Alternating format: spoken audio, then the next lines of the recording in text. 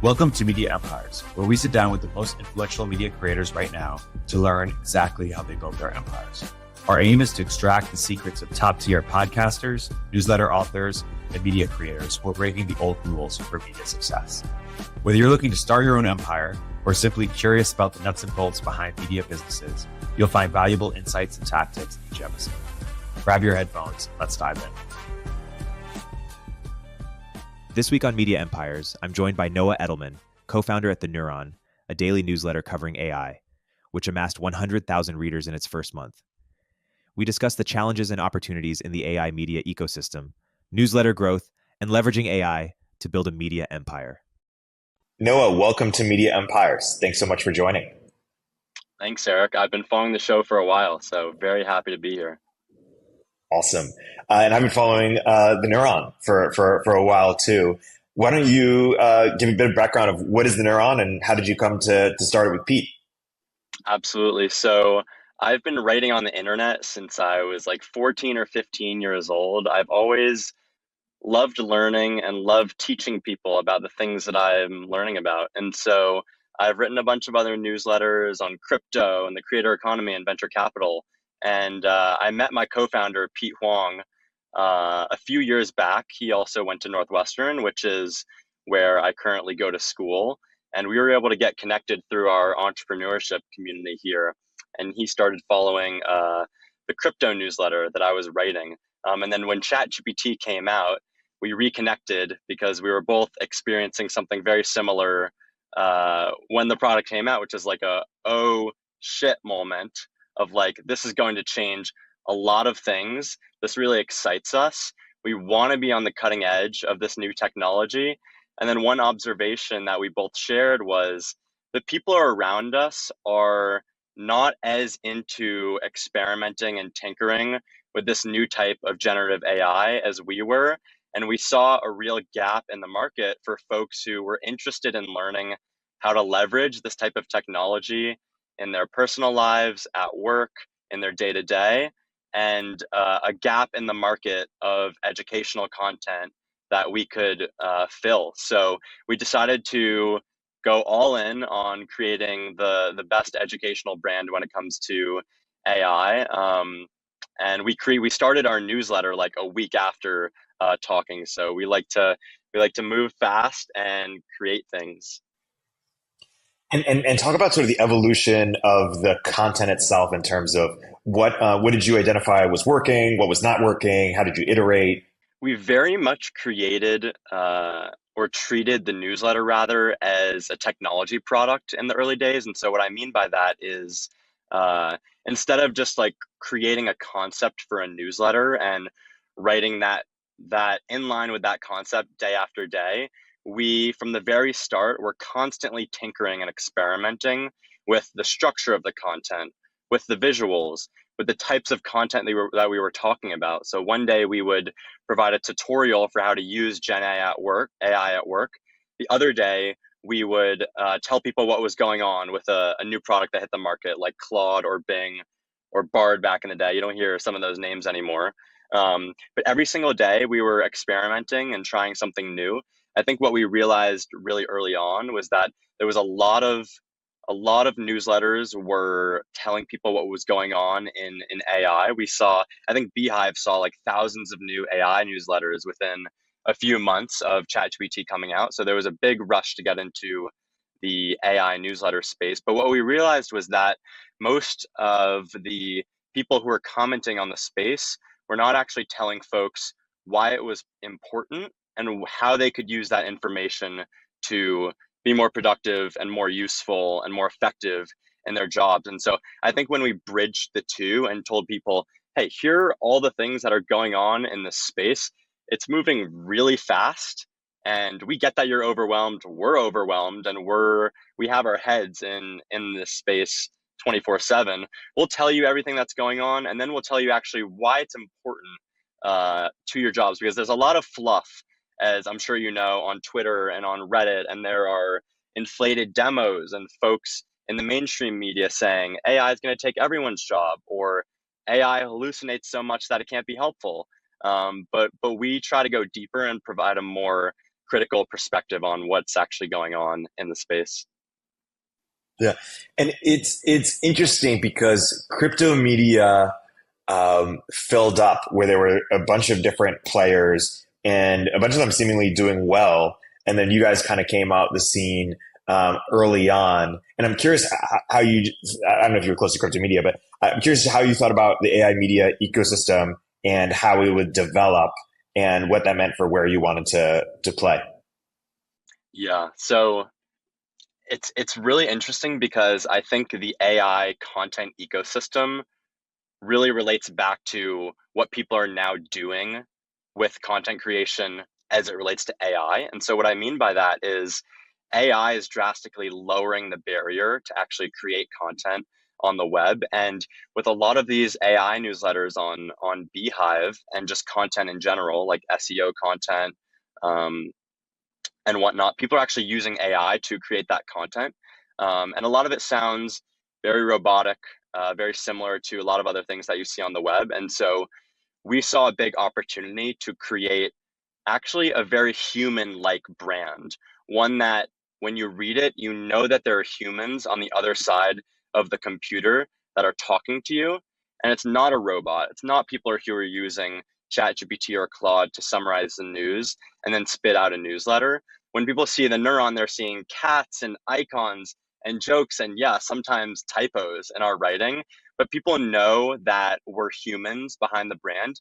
And I think that's especially important in this new AI era, when people don't know if what they're seeing on the other side of their computer is actually real when it comes to videos or images or newsletter content. And so I think we saw a big opportunity to fill that gap. And going back to crypto media, that I think there were a lot of players in that space, and I think uh, there were similar ways to stand out from a branding perspective. I think Milk Road did that extremely well. I think what you saw with a lot of the other crypto outlets is that they were very often not giving the most honest perspective on what was going on with the ecosystem, especially as it related to crypto investments. So I think there was a similar gap to be filled in crypto and a new one to be filled in AI. Yeah, that's really interesting. How did you guys? Well, let me zoom out first. What are your thoughts on or your frameworks for newsletters more generally? Like Austin Reef once went on My First Million, and I think he talked about the different kinds of newsletters. There's the sort of long analysis like Lenny Rachitsky and Packy McCormick, and then there's the more sort of like curated Morning Brew style 5 Bullet Friday type. How do you think about like the different kinds of newsletters? Yeah. So I think what you're seeing in AI newsletters right now and newsletters more broadly is a huge influx of curation newsletters, because the barrier was low for curation newsletters. All you have to do is browse the web and figure out which things are most important to talk about and then chop it up and put it into a newsletter. AI drastically lowered the barrier for that because now you can just put it into a chatbot. You're also seeing long form content, which I think is a great way to stand out on any given topic. The same goes for podcasts, as you know. And I think somewhere in the middle is a curation of what's going on in a particular industry, but also an added layer of commentary of this is like the why it matters for a particular topic. And I think, Axios has branded this like why it matters really well in the way that they structure their newsletters. Um, and I think that commentary is really where newsletters can stand out, is having the unique thoughts and perspectives and conversations with people who are deep in the industry to provide readers with something that's useful and accessible. So that's how I would kind of like split up the newsletter ecosystem into like three different parts right now. I think we lie somewhere between curation and commentary, but our moat when it comes to content is actually providing the commentary on top of here's everything that's going on in the space. Yeah, that makes sense. And how have you thought about where you want to take this? Right, you've grown it significantly. How have you thought about the different types of things that you could do or where to go? I think there are basically two options in front of us, and we're still discussing that right now of what direction we want to head towards. The first option is to actually go deeper into AI education and AI training. So what we hear from our audience is that all of the stuff that we're providing in the newsletter and now the podcast is really useful.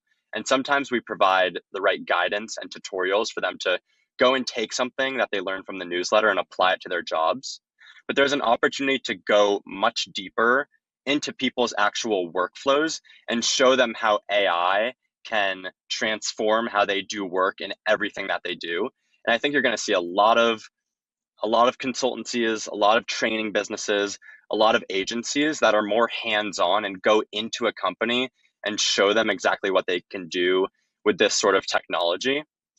The second option is actually to go higher up in the stack and try to aggregate audience as much as possible with free content. And so that looks something a little bit more like taking what we have with the newsletter and the podcast and actually going a little bit broader and targeting an audience that maybe is less deep in AI, but is still interested in learning about the space and keeping up to date with it.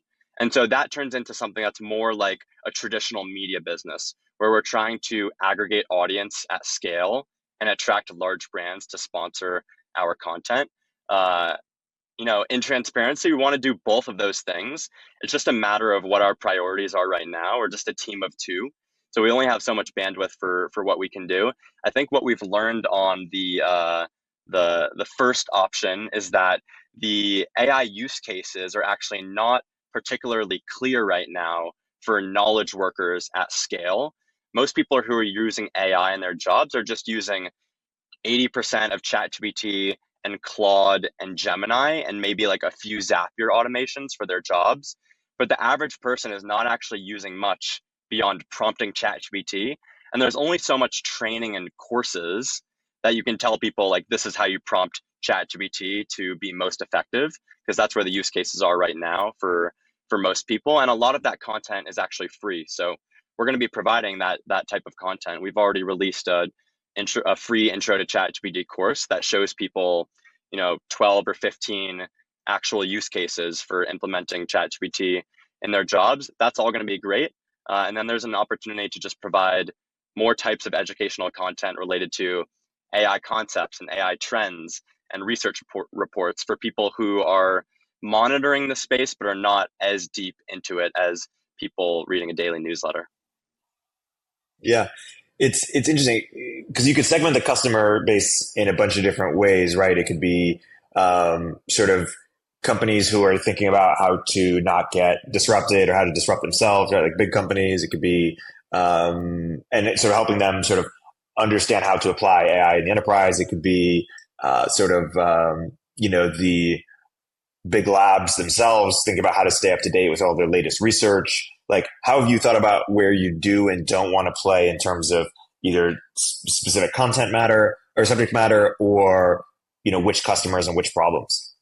Yeah, so I think you can split up this question into like two different frameworks. One is like every different job function will use AI differently. So a marketer is going to use AI differently than a salesperson, who's going to use AI differently than a software engineer. And so we need to think critically about what job function and what verticals are we actually targeting right now, because not all of the guidance that we give people is going to be relevant depending on what they do for work. And then the second way to think about splitting up our target persona is how deep into AI are they actually? Are they fine-tuning models? Are they like figuring out how to actually use ChatGPT on their computer? Like maybe they don't even have an account. And so I think what we're trying to do in terms of verticalized content is provide educational content right now that's broad enough to apply to most people, to kind of like the 80% of people who are interested in using AI at work. And so that's what we're doing with our free content, like the intro to ChatGPT course. And then thinking about how deep into AI is the persona that we want to target, because right now we're trying to aggregate audience at scale.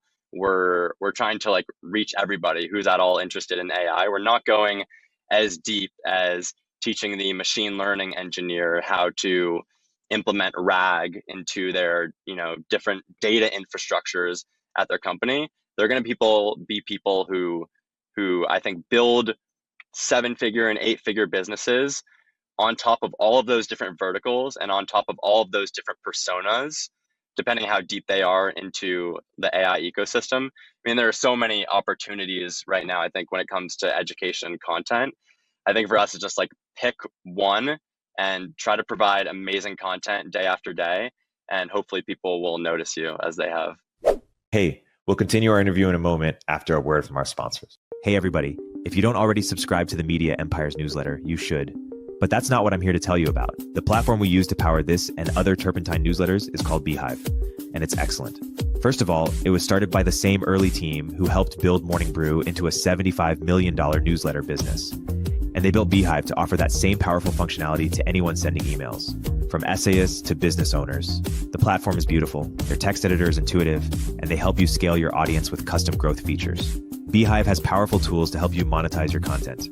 You can easily launch paid subscriptions or pursue an advertising model. The Beehiiv platform will even connect you to premium brands to sponsor your newsletter. Not only do we use them, but thousands of the top newsletters in the world also use them, like Milk Road, Blockworks, Newsletter Operator, and so many more. Beehiiv's founder hooked up Media Empires listeners with a sweet deal. Get 20% off for 3 months with code EMPIRES. Visit beehiiv.com, that's BEEHIIV.com, to get started. Hey everyone, Erik here. At Turpentine, we're building the first media outlet for tech people by tech people. We're the network behind the show you're listening to right now.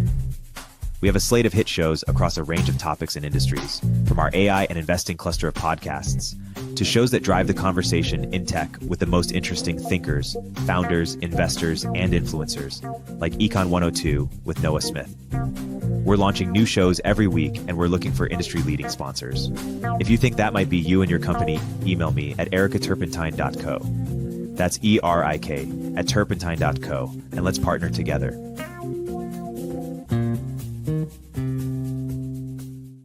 Talk more about you're evaluating these different approaches. Talk more about the pros and cons with them, and how you might think about sequencing, and just how you're thinking about making the decision. We've done a lot of customer research from our audience, and so we're constantly asking them these questions, because when you're thinking about providing content in AI, it can almost be overwhelming because there are so many different directions you can go in. And so I think like we reached this age-old question in media about 6 months ago, which is like, okay, we have a really good advertising engine right now for the newsletter and now for the podcast. How do we make monetization more sustainable at scale over the long run? And so that's when we started thinking about doing paid courses and paid training and paid consulting businesses.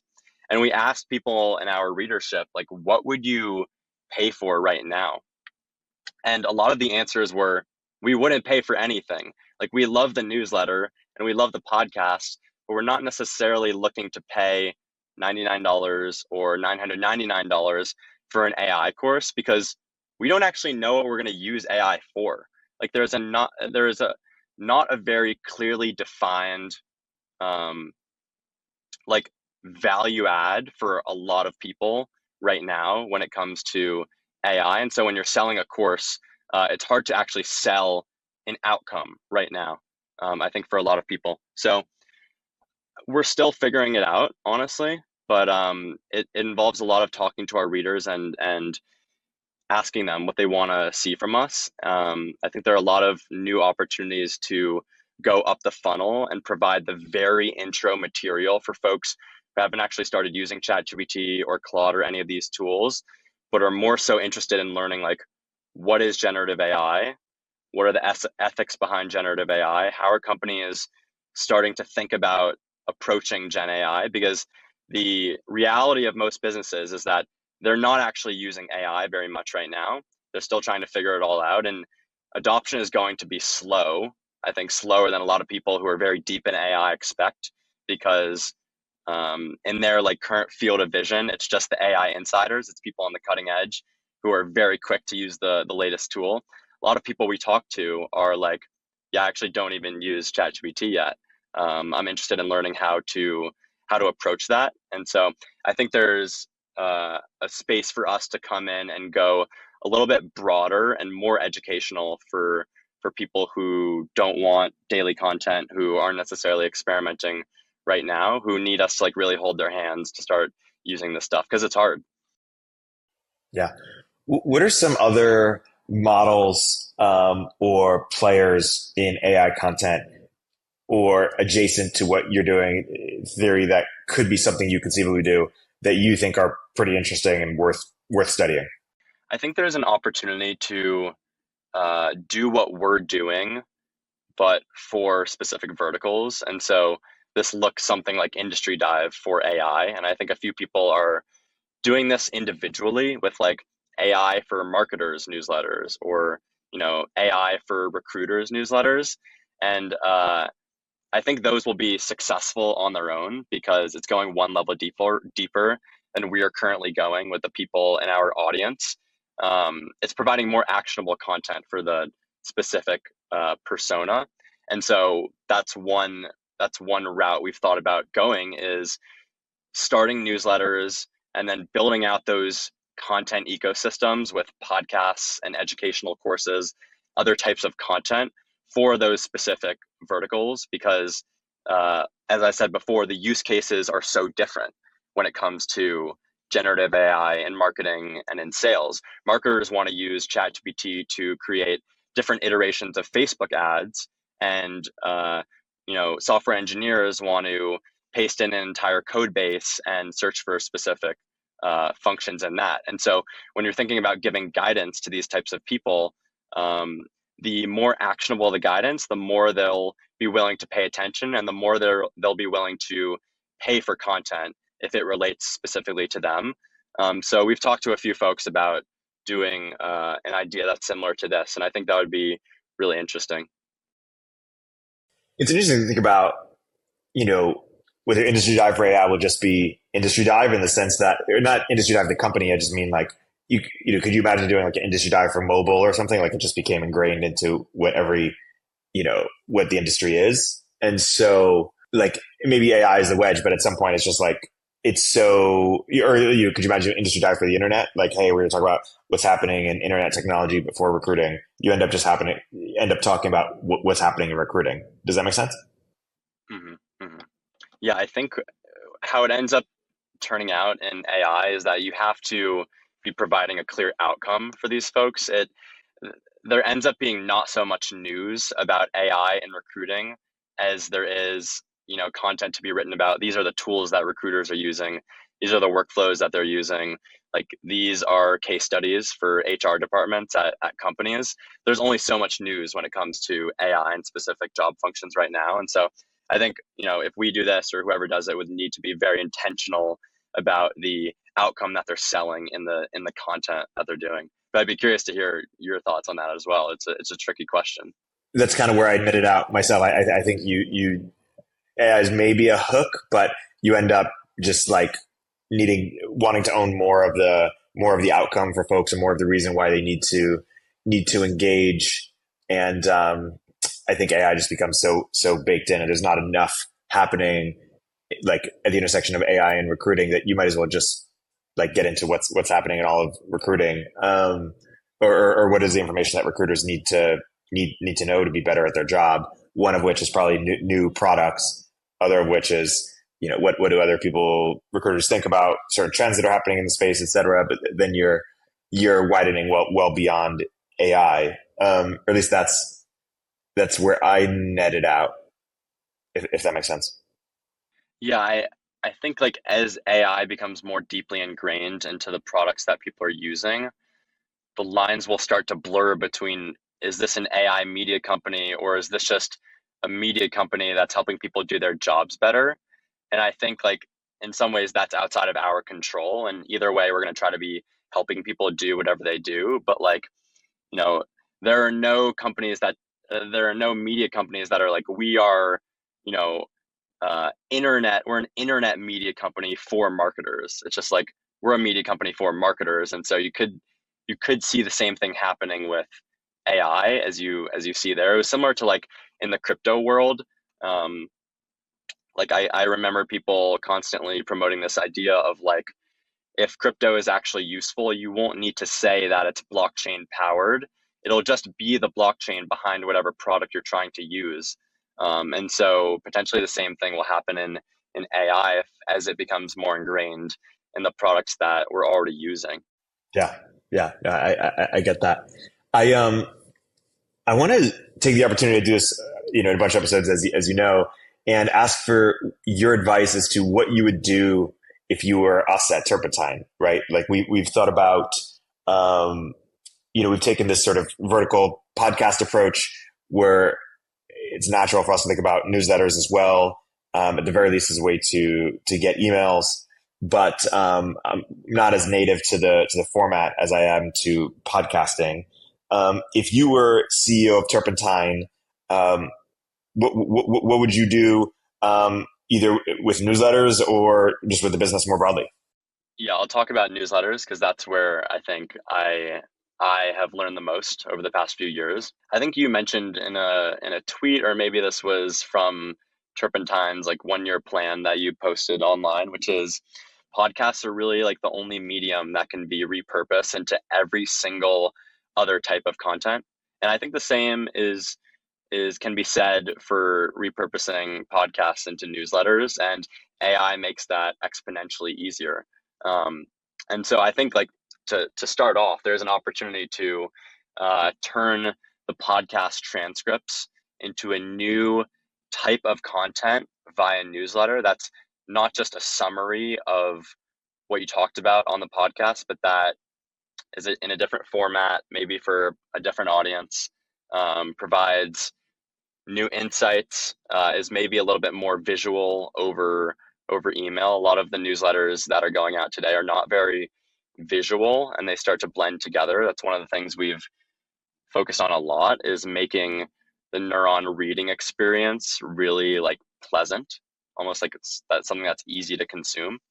And so I think like the first step I would take is thinking about how you can turn the podcast episodes into really, really good newsletters. And I think most of that lies somewhere in a really advanced ChatGPT prompt.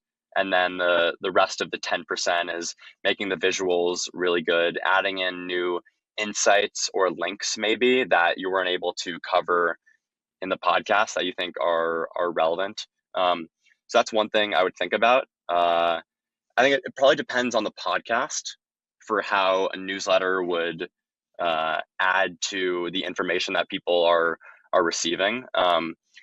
It's interesting because we're doing the reverse right now, which is we're starting a podcast in conjunction with the newsletter. And so the way we've been approaching that is thinking about, we don't just want the podcast to be exactly the same as the newsletter content, because we want people to consume both the podcast and the newsletter. And so we've taken steps to make sure that the podcast content is going much deeper on the things that are going on in AI, and that we're adding more flavor and more commentary on whatever we're talking about in the newsletter, or just completely picking new subjects to talk about with the podcast so that people will be able to enjoy both.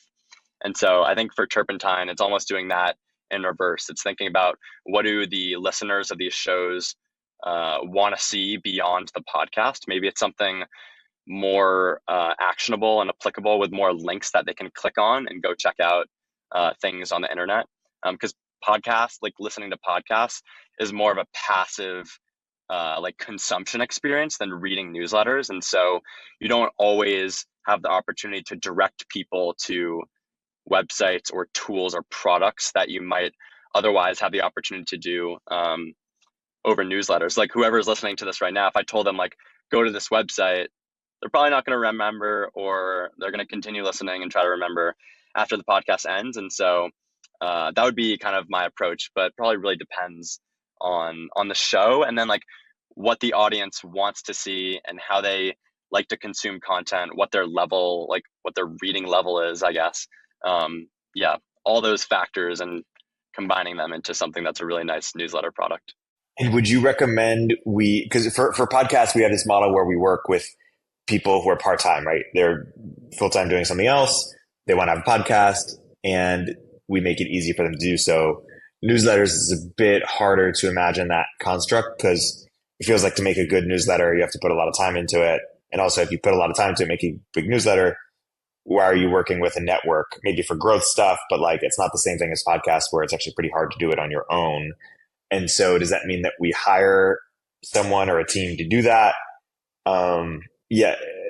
Well, that's one way of thinking. The other way, sort of line of thinking is, or questioning is like, do we do the morning brew industry dive style, or we're just like, hey, we have a CFO podcast, we have a CFO newsletter, HR, market, just like go through positions and verticals? Or do we do more pirate wires or free press kind of like, hey, or information, here's our website. We publish articles or essays, perspectives by, guest posts, some in-house, some reformatted podcasts. But there's like, part of it is what is the different type of content that we're doing? Is it analysis? Is it, summaries? Is it curation? Is it some hybrid? But yeah, as you can see, there are different formats and different trade-offs. Yeah. I think it depends if you want the newsletter to be a completely separate product from the podcast, or if you want to use the newsletters to promote the podcast. For us, it's like these are two completely separate products, and we're going to cross promote between the two. But I think there's a world where you create a newsletter and build up distribution that way to let people know whenever a podcast episode is dropped, and tell them like what you cover in that. Have you launched any newsletters yet for any of the podcasts that you're working on? We have not. We've worked with a creator who has an AI newsletter and then he has a podcast separate from that. And his AI newsletter is like trying to be a Ben Thompson. It's kind of a daily sort of analysis of what's happening in the space. So yeah, we haven't, and we should. It feels like the level of analysis that Turpentine's podcasts are currently providing overlap more with long form newsletters than curation newsletters.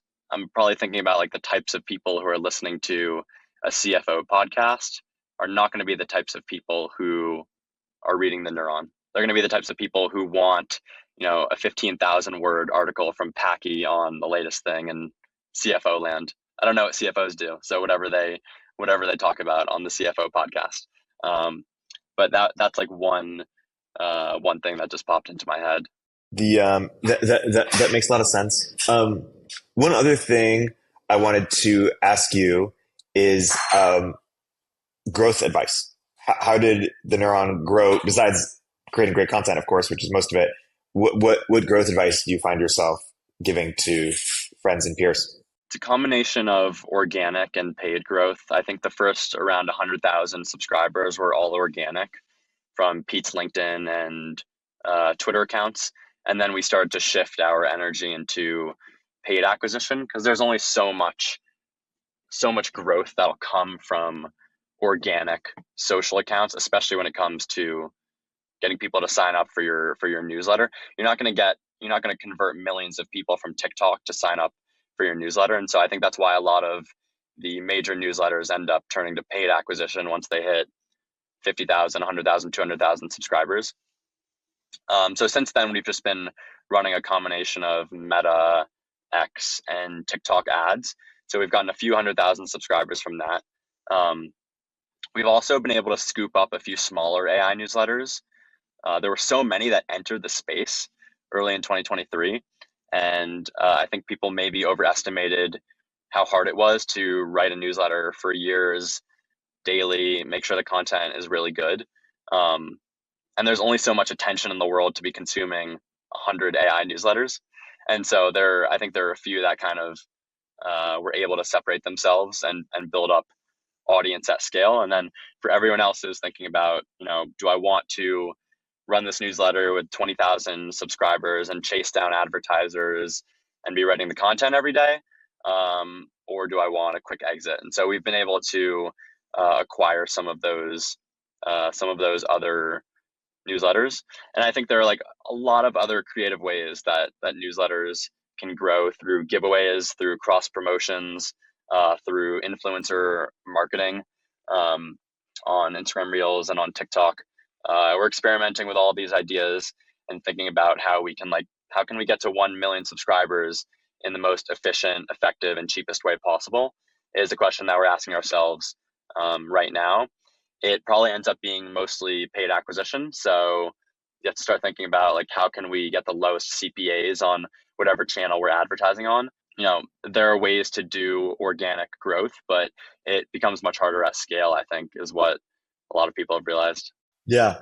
And for the acquisitions that you've been able to make, say more just about what's a framework for thinking about how acquisitions in the newsletter space typically work?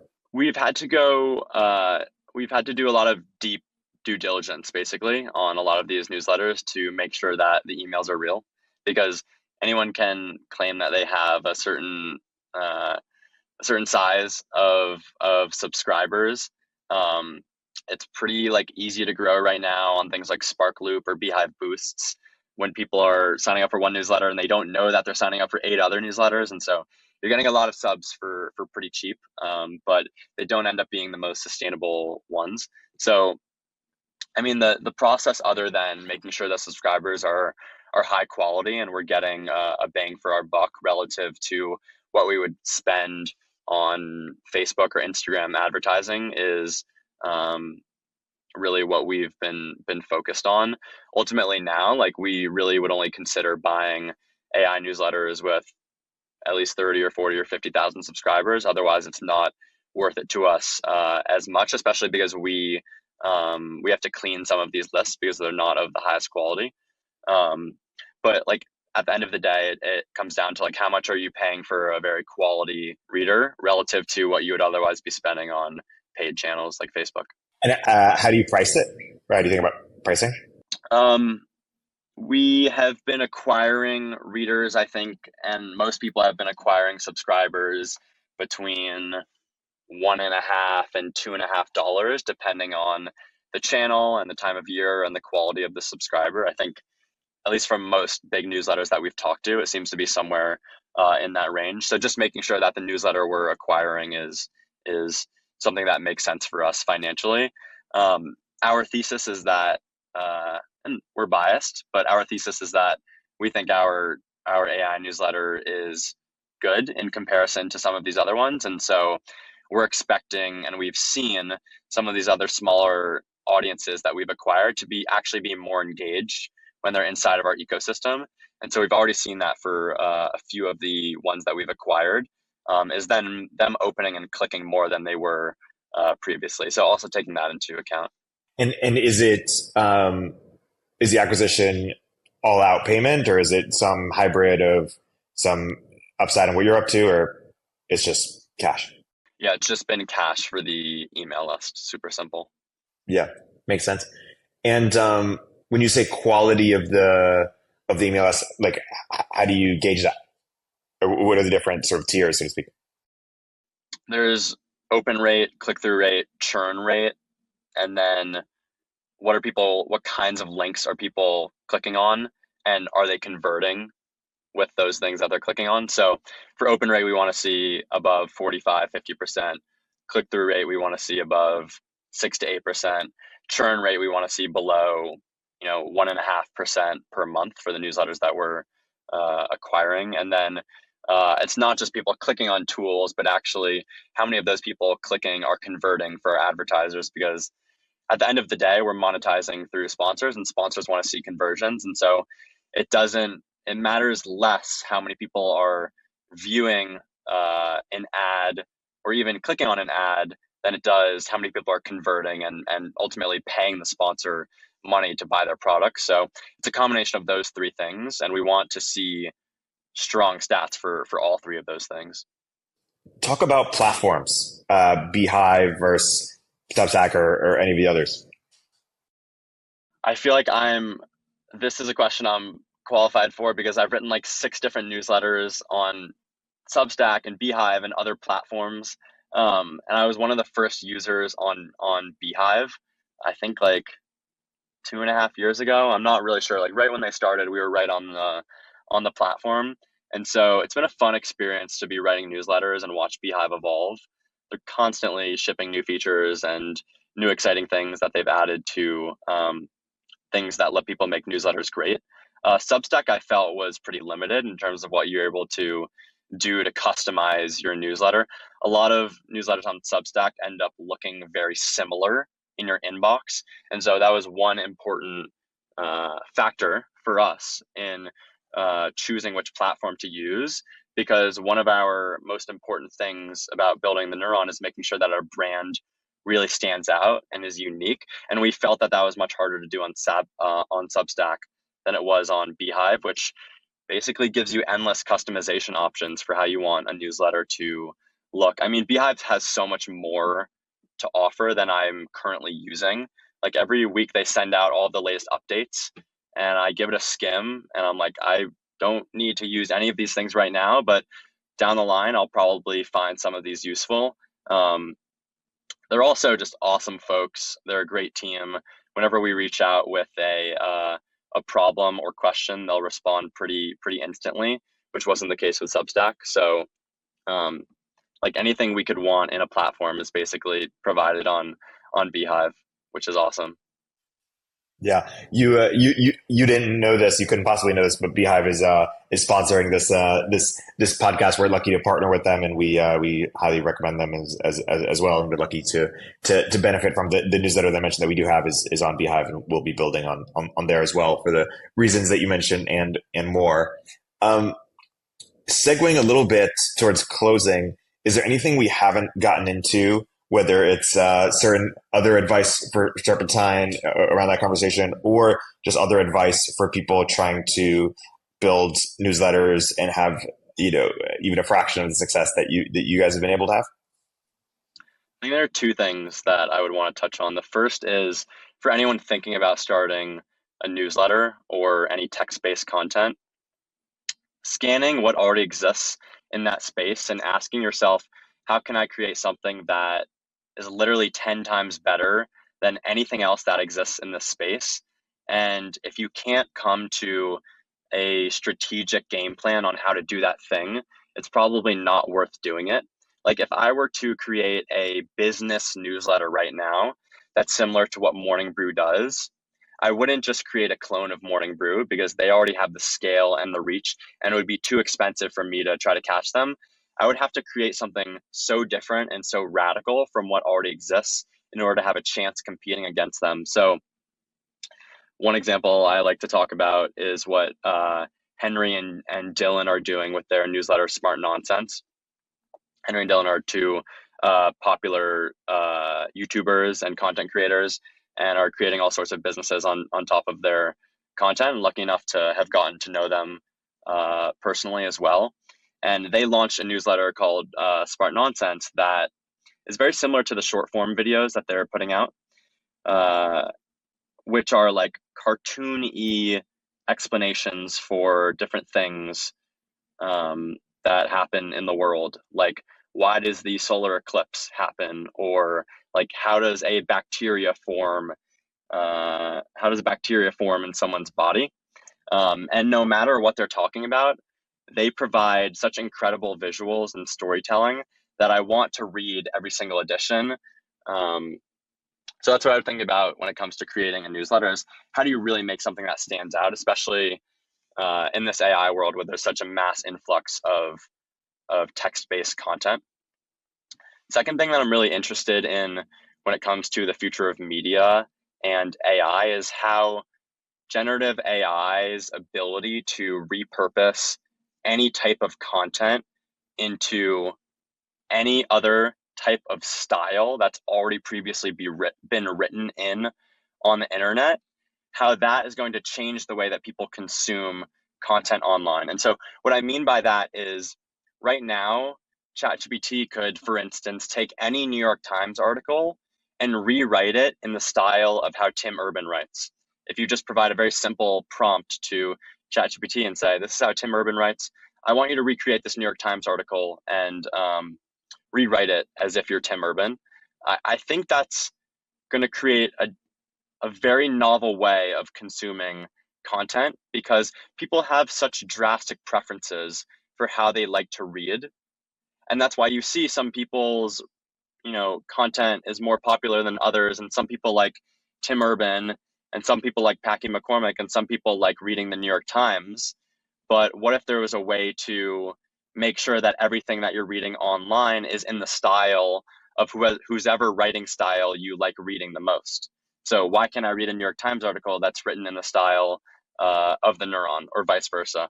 And so I think ultimately that'll come from the distributors, the media outlets, or who are putting out content. I think there's probably a very valid fear that you're going to have a New York Times reporter writing a piece of content, and then people won't actually be reading their words. They'll be reading an AI's recreation of their words. So there are all sorts of like questions and concerns and worries about how this plays out. But I think when you're like really digging into the consumption experience of someone reading something, it makes sense to have everything they read be in the style that they prefer. And so I'm just like very excited to see how that ultimately turns out. Yeah, it's pretty fascinating. I'm a big Tim Urban fan as well, and I would appreciate reading more things in his style. But yeah, it would just be interesting for what second order effects emerge from that as well. Um, well, Noah, I think that might be a good place to wrap. Thank you for coming on Media Empires and sharing your wisdom about how you guys have built your empire and how you think about the various different opportunities in terms of what you're doing, but also more broadly in media. Um, Please let's plug Neuron and anything else. What's coming in terms of people, if they enjoyed what they heard here, where can they follow your work? Yeah, I think so. We obviously have our daily newsletter that a lot of people enjoy, and we just launched our podcast last week. Hit number one in the technology charts a few days after launching, which was really exciting. So definitely encourage everyone to check that out. That's hosted by my co-founder Pete. It's also a video podcast. So just search for the Neuron AI on Apple Podcasts, Spotify, YouTube, wherever you get your podcasts. Awesome. Congrats on that. Noah, thanks so much for coming on. Thanks so much, Eric. I appreciate